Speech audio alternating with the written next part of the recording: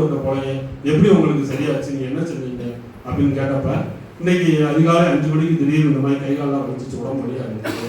திடீர்னு எந்திரிச்சிட்டேன். நான் எந்திரிச்சுட்டு ஒரு 10 புத்தகத்தை எடுத்து படிக்க ஆரம்பிச்சேன். இந்த புத்தகத்தை படிச்சதுல எனக்கு அந்த வழியே போயிடுச்சு அப்படின்னு. உடம்பு வழியை மறப்பதற்கு கூட புத்தகம் வாசிக்கிறது தேர்ந்தெடுத்தவரா நான் அம்பேத்கர் இருந்தார்.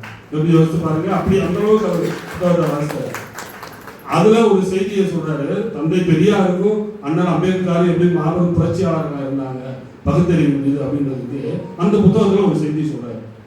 தந்தை பெரியார் அவர்கள் உடல்நல கோளாறுனால மருத்துவத்தை போய் பார்க்க போறாரு. அப்ப அவருக்கு நாக்குல ஒரு சின்ன புண்ணு இருந்தது. தந்தை பெரியாருக்கு மருத்துவர் பரிசோதித்து சொல்றாரு, ஐயா உங்களுக்கு வந்திருக்கிறது கேன்சர், புற்றுநோய், வாய் புற்றுநோயோட ஆரம்ப கட்டம் இது. அந்த புண்ணு ரத்தம் சீல்லாம் கட்டியிருக்கு. அதனால உங்களுக்கு கேன்சருடைய முதல் கட்டம், இதை குணப்படுத்திடலாம். அதனால நீங்க ரொம்ப கவனமா இருக்கணும் சாப்பாடு விஷயத்துல அப்படின்னு சொல்றாரு. சொன்ன உடனே இப்ப தந்தை பெரியார் அந்த டாக்டர் சொல்றாரு, ஐயா எனக்கு இந்த மாதிரி வாய் புற்றுநோய் மவுத் கேன்சர் வந்திருக்கு அப்படின்றத நீங்க உடனே வெளியில சொல்லிடாதீங்க அப்படின்னு.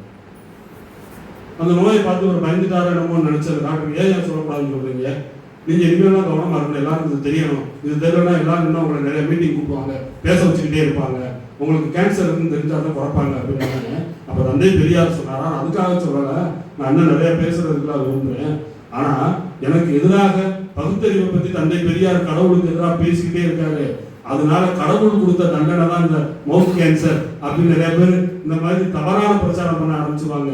இந்த பகுத்தறிவுக்கு எதிராக ஆன்மீகவாதிகள் எப்படி பேசுவாங்க பாத்தியா, கடவுள் இல்லைன்னு சொன்னேன் பாத்தியா, ஊரெல்லாம் போய் கடைசியில கடவுள் ஒரு தண்டனை கொடுத்துட்டேன் பாரு, வாய் புற்றுநோய் அவருக்கு வந்துருச்சு அப்படின்னு எதிராக பிரச்சாரம் பண்ண ஆரம்பிச்சுவாங்க. அப்ப நான் இதுவரைக்கும் பேசின அந்த பகுத்தறிவுக்கு எதிராக போயிடும்.